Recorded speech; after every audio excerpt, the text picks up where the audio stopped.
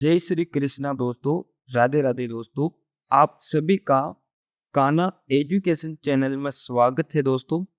आज से हम इतिहास की जो क्लास रोक चुके थे उनको वापस पुनः प्रारंभ करते हैं और आज से हम लगातार रोजाना इतिहास की क्लास के अंदर पढ़ेंगे इतिहास के बारे में दोस्तों।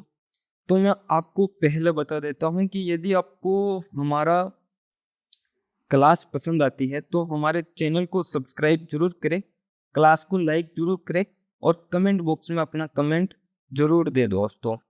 हमने पिछली क्लास में दोस्तों जो पढ़ा था उसके बारे में चर्चा कर लेता हूं कि हमने क्या पढ़ा था। छोटी सी 2-3 बिंदु बता देता हूं जो क्या है महत्वपूर्ण है। तो जो हमने पिछली क्लास में पढ़ा था जय सिंह के बारे में, किसके बारे में दोस्तों? महाराणा जय सिंह जी के बारे में हमने पढ़ा था। किसके बारे में पढ़ा था? महाराणा जय सिंह जी के बारे में पढ़ा था। और इनका जो शासन काल था दोस्तों, वो शासन काल था 1680 से लेकर कितना दोस्तों? 1680 से लेकर दोस्तों 1698 ईस्वी तक इनका शासन काल रहा था। और साथ ही साथ हमने पढ़ा था इनके बारे में, वो 3 बिंदु मैं बता देता हूँ। पहला बिंदु तो क्या है दोस्तों कि अकबर का नाडोल में राज्याभिषेक हुआ था इनके शासन काल में। जो अकबर सेकंड है दोस्तों, कौन? अकबर सेकंड। इस अकबर सेकंड का दोस्तों क्या है? नाडोल में राज्याभिषेक होता है। क्या होता है दोस्तों? नाडोल के अंदर क्या होता है? राज्याभिषेक होता है और ये मुगल सम्राट क्या है? घोषित कर देता है। ठीक है। दूसरा हमने देखा था कि इनके शासनकाल में मेवाड़ और मुगलों के मध्य दूसरी दोस्तों क्या है?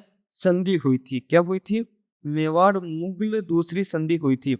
कौन सी? मेवाड़ और मुगलों के मध्य मेवाड़ मुगल संधि हुई थी। क्या हुई थी? मेवाड़ और मुगल संधि। यह संधि कब हुई थी दोस्तों? तो यह हुई थी 24 जून 1681 को हुई थी दोस्तों। यह संधि 24 जून 1681 ईस्वी को यह संधि हुई थी। आगे बात करूं तो तीसरा बिंदु इसका यह है कि इन्होंने जयसमंद झील का निर्माण करवाया था। किसका निर्माण दोस्तों? जयसमंद झील का निर्माण करवाया था। जयसमंद झील का क्या है? निर्माण करवाया था। ये इनकी मोटी मोटी बात थी दोस्तों। हमने इन के बारे में पढ़ा था और ये मोटे मोटे बिंदु आपको याद रखना है। अब हम आगे बढ़ते हैं, आज की क्लास को प्रारंभ करते हैं दोस्तों। आज की क्लास के अंदर हम दोस्तों महाराणा अमर सिंह सेकंड के बारे में पढ़ेंगे। किसके बारे में दोस्तों? महाराणा अमर सिंह सेकंड के बारे में पढ़ेंगे। महाराणा अमर सिंह सेकंड दोस्तों। तो महाराणा अमर सिंह सेकंड की बात करूं तो इनका जो शासन काल है दोस्तों, वो शासन काल है 1698 से लेकर 1710 ईस्वी तक। कितना दोस्तों?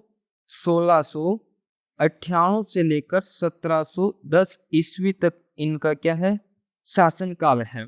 और बात करूं तो इनका जो राज्याभिषेक है वो 28 सितंबर 1698 ईस्वी को हुआ था। महाराणा अमर सिंह सेकंड का दोस्तों जो राज्याभिषेक है, क्या है? राज्याभिषेक है। ये राज्याभिषेक कब हुआ था दोस्तों? तो ये जो राज्याभिषेक है वो हुआ था 28 सितंबर 1698 को। कब? 28 सितंबर 1698 को क्या है? हुआ था। और इनका जो राज्याभिषेक उत्सव है वो कब मनाया गया? इनका जो राज्याभिषेक उत्सव है दोस्तों, ये उत्सव कब मनाया गया? तो इनका राज्याभिषेक उत्सव 15 जनवरी 1700 ईस्वी को मनाया गया था। कब मनाया गया? 15 जनवरी 1700 ईस्वी को इनका राज्याभिषेक उत्सव मनाया गया। अब बात समझना दोस्तों कि महाराणा अमर सिंह सेकंड दोस्तों कौन है? महाराणा अमर सिंह सेकंड। और महाराणा अमर सिंह सेकंड का शासन काल है 1698 से लेकर 1710 ईस्वी तक। इनका राज्याभिषेक होता है 28 सितंबर 1698 ईस्वी को। इनका जो उत्सव है ये उत्सव मनाया जाता है 15 जनवरी 1700 ईस्वी को मनाया जाता है दोस्तों। इनका जो उत्सव है ये उत्सव कब मनाया जाता है? 15 जनवरी 1700 ईस्वी को।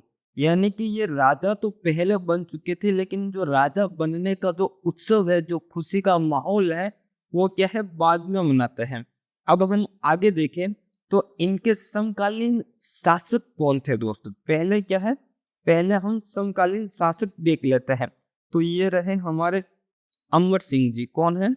अमर सिंह सेकंड दोस्तों। यह है हमारे अमर सिंह सेकंड। इनके समकालीन शासक हमें देखना है। तो हम बात करें जयपुर की, तो जयपुर के शासक कौन थे? तो जयपुर के जो शासक थे वो थे सवाई जय सिंह। कौन थे दोस्तों?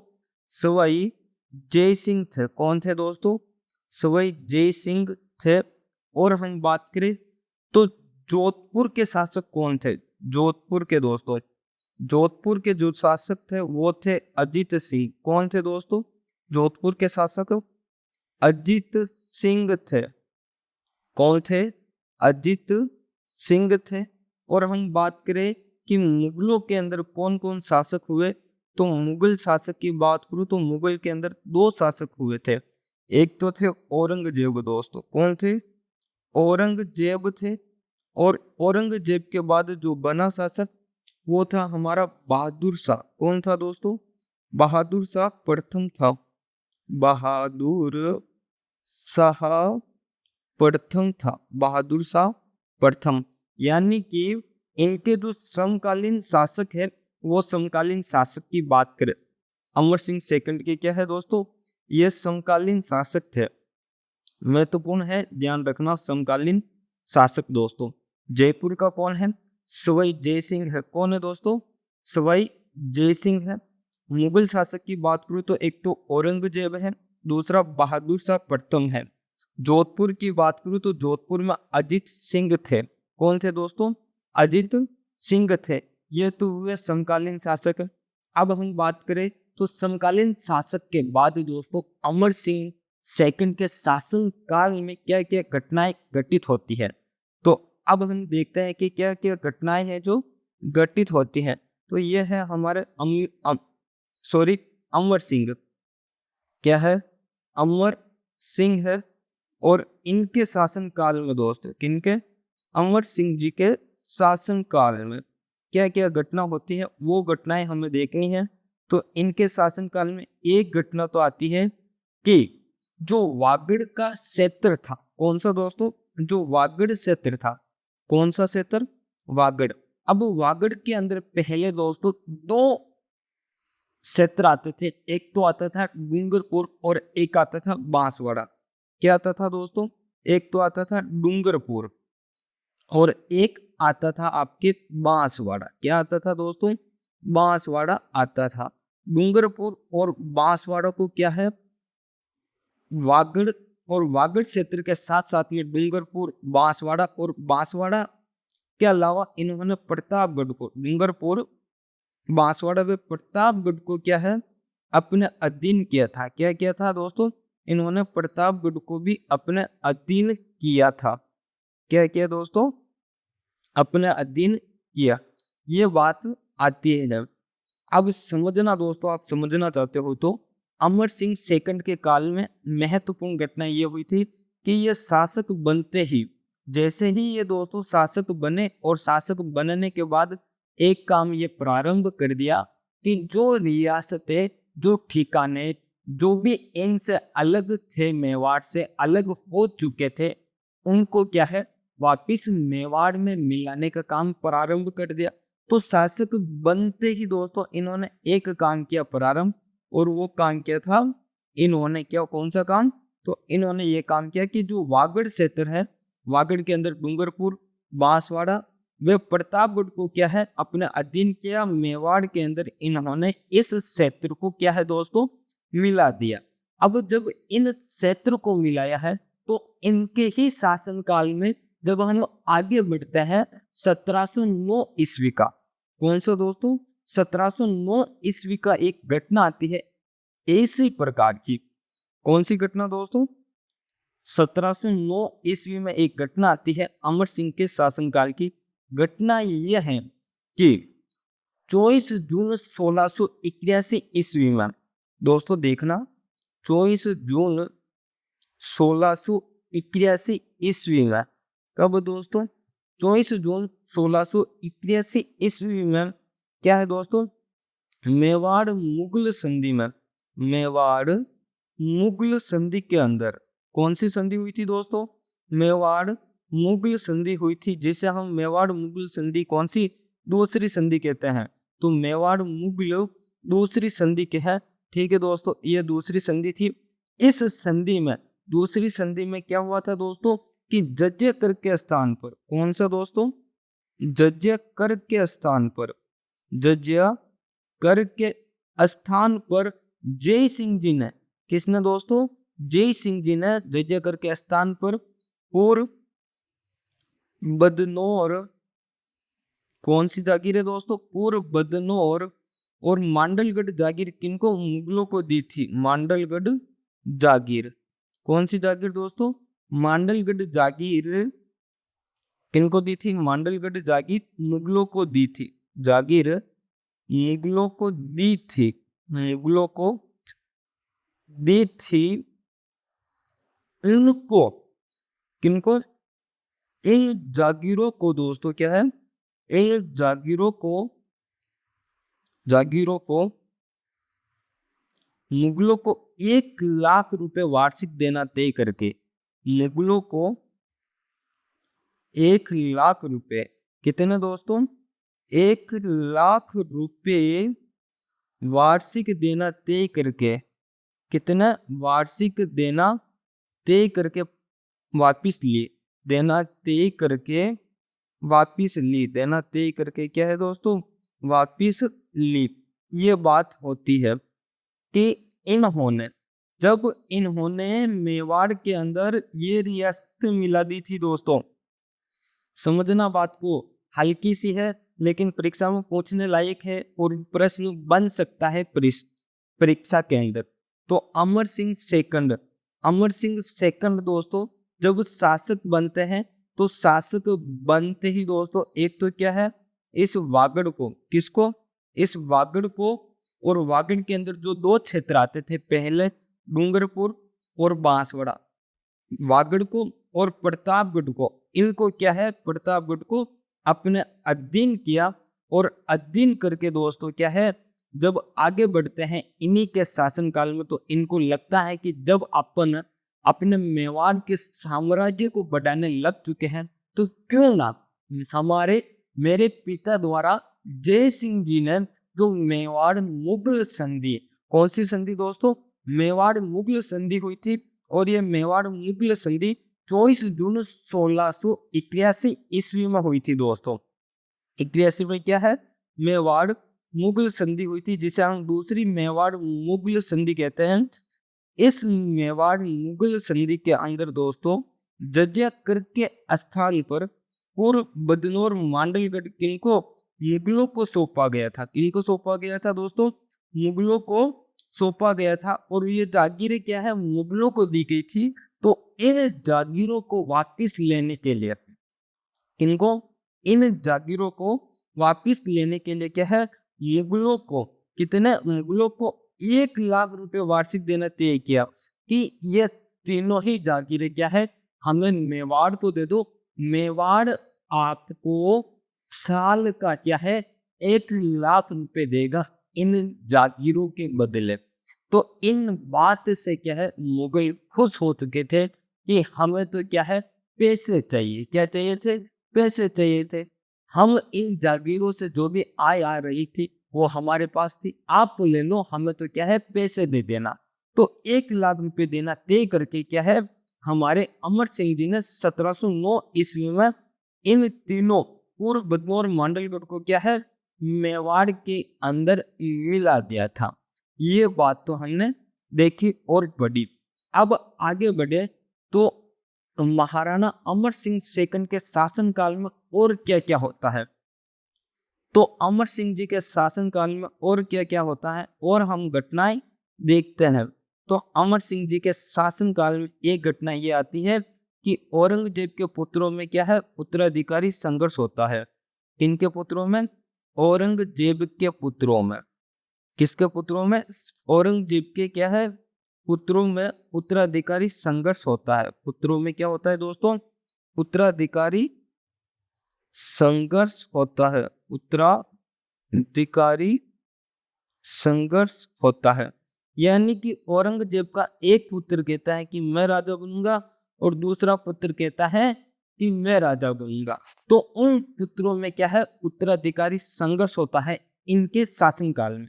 और ये संघर्ष कब होता है? तो ये जो संघर्ष है दोस्तों, ये होता है 1707 ईस्वी में।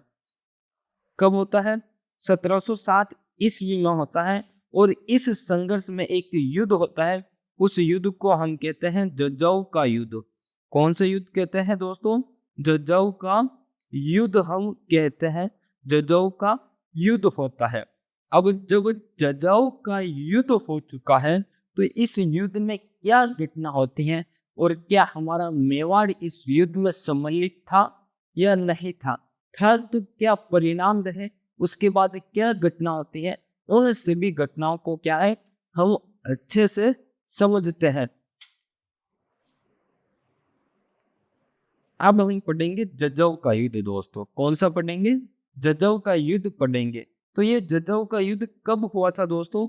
तो जज्जाऊ का युद्ध हुआ था 2 जून को। जज्जाऊ का युद्ध। और ये युद्ध कब हुआ था दोस्तों? जज्जाऊ का युद्ध हुआ था 2 जून 1707 ईस्वी को हुआ था। 1707 ईस्वी को क्या है, ये युद्ध हुआ था 1707 ईस्वी को। ठीक है, ध्यान रखना। इस युद्ध में एक तरफ तो था मुअज़्ज़म। कौन था दोस्तों? मुअज़्ज़म। और एक तरफ था हमारा आजम। कौन था? आजम था। एक तरफ मुअज़्ज़म, एक तरफ कौन था? आजम था। इस मुअज़्ज़म का साथ किन किनों ने दिया वो देख लेते हैं। तो एक तो दिया था हमारे मेवाड़ के अमर सिंह सेकंड ने दिया था। एक इनका साथ दिया था विजय सिंह ने। किन्होंने दिया था? विजय सिंह ने दिया था। ये जयपुर के क्या थे विजय सिंह जी? जयपुर के थे। विजय सिंह कहाँ के थे? जयपुर के थे। ठीक है, कौन थे बताऊंगा अभी कौन थे ये। और आजम का साथ दोस्तों एक तो सवाई जय सिंह ने दिया था। किसने दिया था? सवाई जय सिंह जी ने दिया। सवाई जय सिंह। ठीक है दोस्तों, एक साथ और दिया था, वो थे हमारे मारवाड़ के अजीत सिंह। कौन था? अजीत सिंह था। इन्होंने साथ दिया था। अब देखना कैसे क्या घटनाएं घटी इसके मध्य। जज्जाऊ का युद्ध 2 जून 1707 ईस्वी को होता है। मुअज़्ज़म और आजम के मध्य होता है। मुअज़्ज़म का साथ अमर सिंह सेकंड देते हैं, जो कहाँ के थे?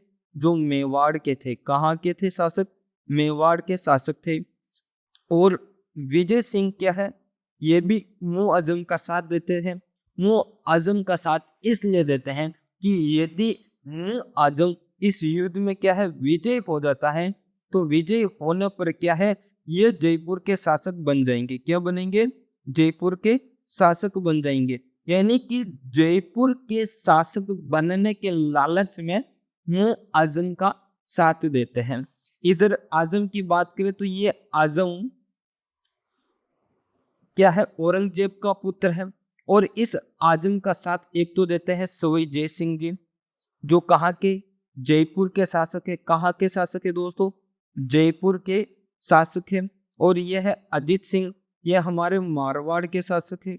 कहाँ के शासक है? मारवाड़ के शासक है। तो अब दोस्तों बात यह है कि ये जयपुर के शासक है तो फिर ये कौन है? तो ये विजय सिंह इस सवाई जय सिंह के क्या है? भाई है। कौन है दोस्तों? भाई है। और भाई होने के नाते दोस्तों ये क्या है, इनका विरोध में आते हैं और मुअज़्ज़म का क्या है सहयोग करते हैं। और इस युद्ध में विजय कौन होता है दोस्तों? तो विजय जो होता है वो देखना, इस युद्ध में विजय कौन होता है, किसके पक्ष में जीत जाती है, तो विजय होता है दोस्तों मुअज़्ज़म। कौन होता है? मुअज़्ज़म इस युद्ध में विजय होता है। और विजय होने के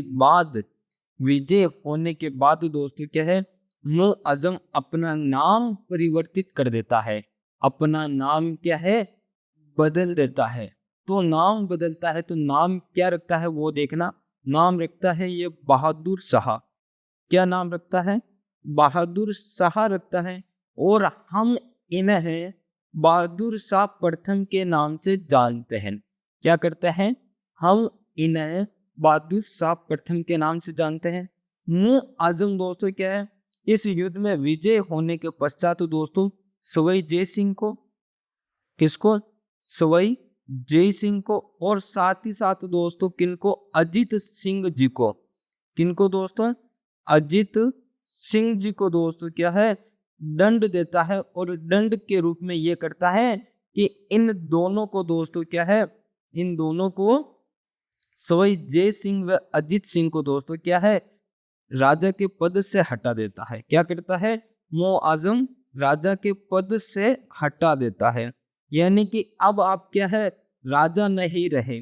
क्या नहीं रहे? राजा नहीं रहे। यह दंड दिया था। क्या दिया था? यह दंड दिया था मुअज़्ज़म ने। मुअज़्ज़म ने कौन सा युद्ध विजय किया दोस्तों? जजौ का युद्ध विजय करने के बाद दोस्तों बहादुर शाह के नाम से प्रचलित रहा। और सवाई जय सिंह और अजीत सिंह को क्या है, राजपद से हटा देता है। लेकिन इनको क्या है, मनसबदार बनाए रखता है। क्या रखता है? मनसबदार बनाए रखता है। इनको क्या रखता है दोस्तों?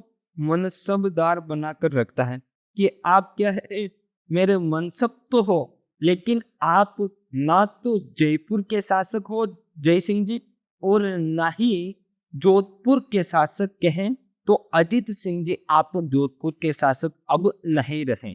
अब आप क्या रहे? सिर्फ और सिर्फ केवल और केवल मेरे क्या है, मनसबदार रहे। आप क्या रहे? मेरे मनसबदार रहे, मेरे मनसब रहे। जब ये बात हो जाती है तो दोस्तों इन दोनों को लेकर मुअज़्ज़म एक अभियान पर जाता है। दोस्तों हम आगे बढ़ रहे हैं। एक आगे हम अपने महाराणा अमर सिंह जी के शासनकाल में एक देबारी समझौता आएगा। देबारी समझौते का कारण अभी जान लेते हैं। देबारी समझौते का कारण क्या था? वो कारण अब आपको पता चल गया कि हमने ये घटना पढ़ी है कि उनको क्या है, अलग कर दिया था। देबारी समझौता कैसे होता है, किस प्रकार का होता है, वो भी मैं बता देता हूँ। तो पहले हम देबारी समझौते की बात कर ले। तो ये देबारी समझौता क्या है?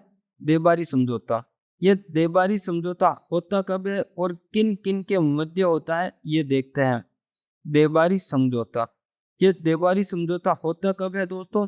तो यह होता है 1708 ईस्वी में। कब होता है? 1708 ईस्वी में।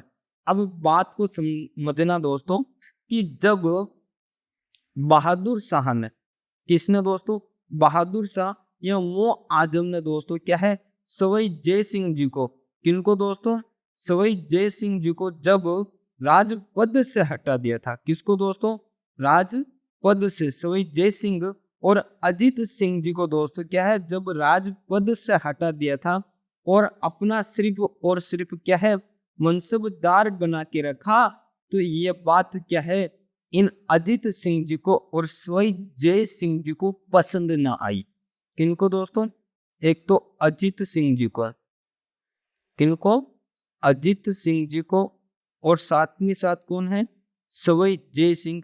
इनको बात ये क्या है, पसंद नहीं आई। पसंद क्या नहीं आई कि हमें सिर्फ मनसबदार नहीं, हमें क्या है, हमारा जो राजपद था, जो हमारे राजा थे, वो वापस बनना चाहते हैं। तो अब बनने के लिए क्या होता है, किस प्रकार से ये बनते हैं, वो सब हम इस देबारी समझौते के अंदर समझेंगे। और ये देबारी समझौता होता है 1708 ईस्वी के अंदर। कब होता है दोस्तों? ये देबारी समझौता होता है 1708 ईस्वी के अंदर। और इस देबारी समझौते के अंदर ये होता है कि अजीत सिंह जी, कौन? अजीत सिंह जी और सवाई जय सिंह जी किसके साथ? बहादुर शाह प्रथम के साथ दोस्तों, बहादुर शाह प्रथम के साथ दोस्तों क्या है, एक अभियान पर जा रहे थे। तो उस अभियान से क्या है दोस्तों, एक बीच में स्थान आता है।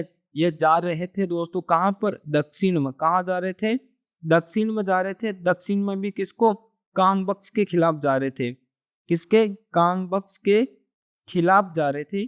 तो कामबख्श के खिलाफ जा रहे थे दक्षिण में अभियान पर। तब ये बीच रास्ते से क्या करते हैं, बीच रास्ते से एक स्थान आता है मंडलेश्वर। मंडलेश्वर, इस मंडलेश्वर से क्या है, ये अलग निकल जाते हैं और ये उदयपुर आ जाते हैं। कहाँ पर आ जाते हैं, ये उदयपुर आ जाते हैं। और उदयपुर किन के पास आते हैं, तो उदयपुर हमारे अमर सिंह जी के पास आते हैं। और अमर सिंह जी के पास आने के बाद क्या बातचीत होती है वो हम समझते हैं। दोस्त आपको क्लास समझ में आ रही हो, और जो मैं इस तरीके से स्क्रीन रिकॉर्डर का उपयोग करके जो क्लास लेके आया हूँ दोस्तों, यदि ये क्लास आपको इस प्रकार से समझ में आती है और नोट्स बनाने में भी आसानी होती है, तो आप कमेंट करके एक बार मुझे बताएं कि सर आपका चेहरा तो नहीं दिख रहा है, कोई बात नहीं, लेकिन क्लास क्या पहले से अच्छी बन रही है, क्या पहले से ज्यादा समझ में आ रहा है या नहीं आ रहा है, वो सब आप मुझे क्या है कमेंट बॉक्स के अंदर कमेंट करके बताएंगे। साथ ही साथ क्या है, चैनल पर पहली बार हो तो आप क्या है चैनल को सब्सक्राइब करें, क्लास को लाइक जरूर करें दोस्तों। हम चिंता ना करें, हम आज क्लास छोटी लेंगे, कल बड़ी क्लास ले लेंगे, कोई बात नहीं। हम आज वापस पुनः प्रारंभ किए, क्लास को प्रारंभ किए, तो आज हमारी हो सकता है क्लास 30-35 मिनट की हो, लेकिन क्या है कल की जो क्लास होगी वो लगभग 1-1.5 घंटे की आपको मिलेगी, चिंता ना करें। तो अब हम जो बात कर रहे थे देबारी समझौते के अंदर, वो बात ये कर रहे थे दोस्तों कि अजीत सिंह, कौन है दोस्तों, अजीत सिंह जी और सवाई जय सिंह और बहादुर शाह, ये तीनों दोस्तों क्या है एक अभियान पर जाते हैं। और अभियान कौन सा, दक्षिण के अंदर, और दक्षिण में भी किसके खिलाफ, कामबख्श के खिलाफ जाते हैं। और कामबख्श के खिलाफ जब अभियान में जा रहे थे तब अजीत सिंह जी, कौन, तब दोस्तों अजीत सिंह जी और सवाई जय सिंह जी बीच रास्ते से, बीच रास्ता कौन सा आता है, बीच रास्ते से एक मंडलेश्वर गांव आता है। उस मंडलेश्वर से क्या है ये उदयपुर की ओर आ जाते हैं। कहते हैं कि हमें आपके अभियान में चलना ही नहीं है। क्या कहते हैं बहादुर शाह प्रथम को कि हमें आपके अभियान में आपके साथ नहीं चलना है, हम चलेंगे आपके अभियान में, लेकिन क्या है उदयपुर के महाराणा अमर सिंह को लेकर साथ में चलेंगे। इसलिए हम दोनों कहाँ उदयपुर जा रहे हैं महाराणा अमर सिंह को लेने। आप चलिए बहादुर जी, हम आपके पीछे पीछे आते हैं, उदयपुर होके आते हैं, उदयपुर के महाराणा को लेकर आते हैं। तब ये बात होती है और ये उदयपुर निकल जाते हैं। अब उदयपुर आते हैं, उदयपुर आकर क्या है हमारे अमर सिंह जी को पूरी बात बताते हैं कि हम किस प्रकार से यहाँ आए हैं और किस उद्देश्य से आए हैं। तो जिस उद्देश्य से आए थे तो उन्होंने उद्देश्य बताया। अमर सिंह जी ने कहा कि मैं आपका क्या है सहयोग कर सकता हूँ, मैं आपको क्या है मेरी सेना दे सकता हूँ, आप मेरी सेना ले जाइए और जोधपुर पर आक्रमण करके क्या है जोधपुर का राजा अजीत सिंह जी को बनाइए, और साथ ही साथ क्या है जयपुर का शासक सवाई जय सिंह जी बनाइए। लेकिन दोस्तों क्या है ये सहयोग मैं आपका कब करूंगा, जब मेरी एक शर्त मानी जाएगी।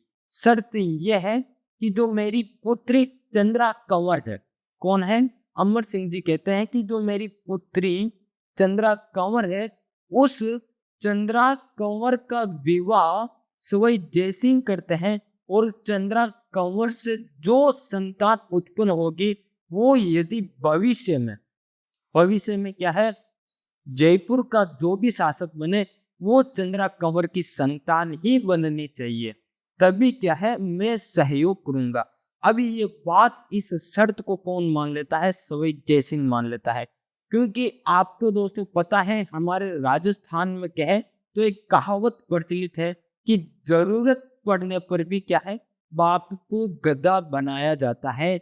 बाप को क्या है, सॉरी, जरूरत पड़ने पर गधे को बाप बनाया जाता है। कि यदि आपको जरूरत है और गधे को भी बाप बनाना पड़े तो भी बाप बना लो एक बार। आपका काम होने के बाद क्या है, गधे को वापस गधे कह देना, लेकिन अभी तो उसको पिता कह दो ताकि क्या है, आपका काम हो जाए। तो इसी प्रकार दोस्तों ये क्या है, अमर सिंह जी के साथ एक समझौता करते हैं। समझौता किन किन के मध्य होता है दोस्तों, अजीत सिंह जी के मध्य होता है, और साथ में साथ किन के मध्य होता है, अजीत सिंह जी प्लस हमारे जय सिंह के मध्य समझौता होता है। और ये जो समझौता होता है इन तीनों के मध्य, यह समझौता कहाँ पर होता है दोस्तों, देबारी नामक स्थान पर होता है। कहाँ पर होता है दोस्तों, देबारी नामक स्थान पर यह समझौता होता है। जब यह समझौता दोस्तों देबारी नामक स्थान पर होता है तो हम इसे दोस्तों क्या है, देबारी समझौता कहते हैं। क्या कहते हैं दोस्तों, देबारी समझौता कहते हैं। और यह समझौता हुआ था 1708 ईस्वी में हुआ था। अब इस समझौते की शर्त क्या थी, वो शर्त देखते हैं। पहले इतना देख लेते हैं कि अमर सिंह प्रथम, अमर सिंह सेकंड थे दोस्तों, और अजीत सिंह जी थे, और साथ में कौन थे, जय सिंह जी थे। इन तीनों ने मिलकर एक समझौता किया था। समझौता क्या हुआ था, समझौता यह हुआ था कि 1708 ईस्वी में देबारी नामक स्थान पर समझौता हुआ, इसलिए इस समझौते को हम क्या है, देबारी नामक समझौता कहते हैं। अब आगे बढ़े तो इस समझौते की शर्त क्या थी, तो देबारी समझौते की शर्त देख लेते हैं हम। देबारी समझौते की शर्त, देबारी क्या है, देबारी समझौते की शर्त देख लेते हैं। तो देबारी समझौते की शर्त क्या है, उस शर्त को हम एक बार देख लेते हैं। तो दोस्तों शर्त यह थी कि अमर सिंह सेकंड, अमर सिंह जी अपनी पुत्री का विवाह जय सिंह से करेंगे। किससे पुत्री का विवाह, जय सिंह से करेंगे। ठीक है, जय सिंह से होगा पुत्री का विवाह। किसका, इन दोनों का विवाह होगा। क्या होगा, विवाह होगा। ठीक है, पुत्री का नाम क्या है दोस्तों, तो पुत्री का नाम है चंद्रा कंवर। क्या नाम है, पुत्री का नाम चंद्रा कंवर नाम है, ध्यान रखना। पुत्री का नाम क्या है, चंद्रा कंवर नाम है। और बात करें तो अमर सिंह जी कहते हैं कि मेरी एक पुत्री है, पुत्री का नाम है चंद्रा कंवर। क्या नाम है दोस्तों, चंद्रा कंवर है। और इस चंद्रा कंवर का विवाह किन के साथ होगा, जय सिंह जी के साथ होगा। जय सिंह जी को करना पड़ेगा। जय सिंह जी चंद्रा कंवर के साथ विवाह करते हैं, और चंद्रा कंवर से जो संतान होगी वो संतान ही क्या है, जयपुर की उत्तराधिकारी बनेगी। जयपुर की क्या है, आने वाले भविष्य में जो भी राजा बनेगा वो इनसे ही बनेगा। तो यानी कि इनकी संतान क्या है, जयपुर की उत्तराधिकारी बनेगी। किसके, जयपुर की उत्तराधिकारी बनेगी, उत्तराधिकारी बनेगी। ठीक है ना, जयपुर की क्या बनेगी दोस्तों, उत्तराधिकारी बनेगी। जयपुर इन्हीं की संतान क्या है, जय सिंह जी के बाद राजा बनेगी। क्या बनेगी, जयपुर का राजा बनेगी। ये शर्त थी। और इस शर्त को मंजूरी कौन दे देते हैं, जय सिंह जी पास कर देते हैं कि मंजूर है हुक्म, आप तो हमें बस एक बार राजा बना दो। राजा बनने के बाद हम क्या है, जो भी चंद्रा कंवर से पुत्र होगा उससे मैं क्या है, उत्तराधिकारी घोषित कर दूंगा, उत्तराधिकारी बना दूंगा, जयपुर का शासक बना दूंगा। एक बार सिर्फ आप क्या है, मुझे जयपुर का शासक बना दो पहले। तो जयपुर का शासक बना देते हैं इनको। अब बनाते कैसे है वो देख लेते दोस्तों। तो पहले तो क्या है, अमर सिंह जी, अब दोस्तों समझ देना, अमर सिंह जी अपनी सेना सहित, अमर सिंह जी ने, अमर सिंह सेकंड ने शर्त सहित, क्या है दोस्तों, शर्त सहित मारवाड़ वे नहीं, अजित सिंह वे जय सिंह की क्या है दोस्तों, जय सिंह ये दोस्तों सवाई जयसिंह क्या है, या जयसिंह सेकंड के एक ही बात है। सवाई जयसिंह या जयसिंह सेकंड की क्या है सहायता, जयसिंह सेकंड की सैनिक सहायता की, क्या की दोस्तों, सैनिक सहायता की, क्या की दोस्तों, सैनिक सहायता की। अब इन्होंने सैनिक सहायता कर ली, क्या कर ली, सैनिक सहायता। यानी कि अमर सिंह जी ने कहा कि आप मेरी सेना ले जाइए, क्या ले जाइए, मेरी सेना ले जाइए, और आप सेना ले जाकर क्या है अजीत सिंह जी को तो क्या है जोधपुर का शासक बना दो। किनको, जोधपुर का शासक बना दो। और हुआ भी यही कि अमर सिंह की सेना ले जाकर साथ में अजीत सिंह और जय सिंह के पास जो सेना थी, ये तीनों सेना जाकर जोधपुर पर आक्रमण करती है। जोधपुर को विजय करके जोधपुर का शासक किसको, अजीत सिंह को बना देती है। फिर आगे जाकर ये क्या करते हैं, जय सिंह सेकंड को क्या है जयपुर का शासक बना देते हैं। ये था हमारा दोस्तों देबारी समझौता। क्या था, देबारी समझौता था। अब हम आगे बढ़े तो आगे अमर सिंह सेकंड के शासनकाल में और क्या क्या घटना हुई थी, ज्यादा नहीं, अब 4 बिंदु के आसपास देखेंगे। तो हम आगे बढ़े और पहला बिंदु देखे अमर सिंह सेकंड का। तो अमर सिंह के शासनकाल में दोस्तों, किसके, अमर सिंह सेकंड के शासनकाल में एक घटना ये हुई थी कि इन्होंने दोस्तों क्या है, इन्होंने अपने शासन काल में दोस्तों क्या है सभी सरदारों को क्या है 2 भागों में विभाजित किया था। यानी कि इन्होंने अपने शासन काल में दोस्तों क्या है जितने भी सरदार थे उन सरदारों को, किनको, सभी सरदारों को दोस्तों क्या है, सभी सरदारों को 2 श्रेणियों में बांटा था। कितनी श्रेणियों में दोस्तों, 2 श्रेणियों में क्या है बांटा था। अब पहली श्रेणी कौन सी है वो भी देख लेते हैं। तो पहली जो श्रेणी है दोस्तों उसका जो नाम है वो नाम आता है प्रथम श्रेणी। क्या नाम आता है दोस्तों, प्रथम श्रेणी नाम आता है। क्या नाम आता है, प्रथम श्रेणी आता है। और इस प्रथम श्रेणी में दोस्तों 16 ठिकाने थे। कितने ठिकाने दोस्तों, 16 ठिकाने थे। कितने ठिकाने थे, 16 ठिकाने थे। दूसरी श्रेणी की बात करूं जिसे हम द्वितीय श्रेणी कहते हैं। क्या कहते हैं, द्वितीय श्रेणी कहते हैं। इसके अंदर द्वितीय श्रेणी के अंदर 32 ठिकाने थे। कितने ठिकाने दोस्तों, 32 ठिकाने थे। कितने ठिकाने थे दोस्तों, 32 ठिकाने थे। अब आपको मैं फिर एक बार वापिस समझा देता हूं कि अमर सिंह सेकंड के क्या है शासन काल में एक घटना यह होती है कि अमर सिंह जी ने सभी सरदारों को, जितने भी सरदार थे, जितने भी सरदारों के पास ठिकाने थे, इन ठिकानों को क्या है 2 भागों में विभाजित किया था, 2 भागों में बांटा था। बांटा कैसे था कि उन्होंने 2 श्रेणियां बना दी। पहली होगी प्रथम श्रेणी, कौन सी होगी, प्रथम श्रेणी होगी। और दूसरी है वो होगी द्वितीय श्रेणी। कौन सी होगी, द्वितीय श्रेणी होगी। और प्रथम श्रेणी में दोस्तों क्या है 16 ठिकाने होंगे। कितने ठिकाने, 16 ठिकाने। और दूसरी श्रेणी में 32 ठिकाने होंगे। ये काम हमारे अमर सिंह जी ने किया था। अब आगे बढ़े और आगे की बात करूं दोस्तों तो इनके शासनकाल में हमें और क्या देखने को मिलता है।